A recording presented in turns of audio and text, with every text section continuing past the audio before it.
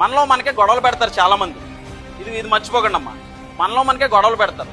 ఎందుకంటే కొన్ని రిలీజియస్ పేరు మీద, కొన్ని మతాల పేరు మీద, కొంతమంది దేవుళ్ళ పేరు మీద కూడా మనుషుల్లో ఒక వ్యతిరేకత వస్తుంది. ఇప్పుడు అందరూ స్కూల్ మెంబర్సేనా? అవునా? అందరూ ఒకే కలర్ యూనిఫామ్ వేసుకున్నారా? ఇక్కడ ఏమైనా డిఫరెన్సెస్ ఉందా? ఎవరికైనా తక్కువ ఎక్కువ జరుగుతుందా? అందరూ ఒకే ఫుడ్ తింటున్నారు కదా, అందరూ ఒకే టైంలో క్లాస్లో కూర్చుంటున్నారు కదా, అందరూ బెంచెస్ మీద కూర్చుంటున్నారు కదా. మరి స్కూలే మనకి ఎటువంటి డిఫరెన్సెస్ చూపించలేదు. కానీ మీరెందుకు వాడితోనే ఉంటాను, నేను వీడితోనే ఉంటాను, నేను ఆమెతోనే మాట్లాడతాను అని ఎవరైనా డిఫరెన్సెస్ ఫాలో అవుతున్నారా? ఫాలో అయ్యేవాళ్ళు ఉంటే ఈరోజు అది తీసి పక్కన పెట్టండి. ఎందుకంటే మనమందరం చదువుకోవడానికి, చక్కగా నేర్చుకోవడానికి, ఆనందంగా ఆడుకొని మన టైం పీరియడ్ 1st క్లాస్ నుంచి 10th వరకు ఈ ఆహ్లాదకరమైన ఎన్విరాన్మెంట్లో బతుకుతున్నాం.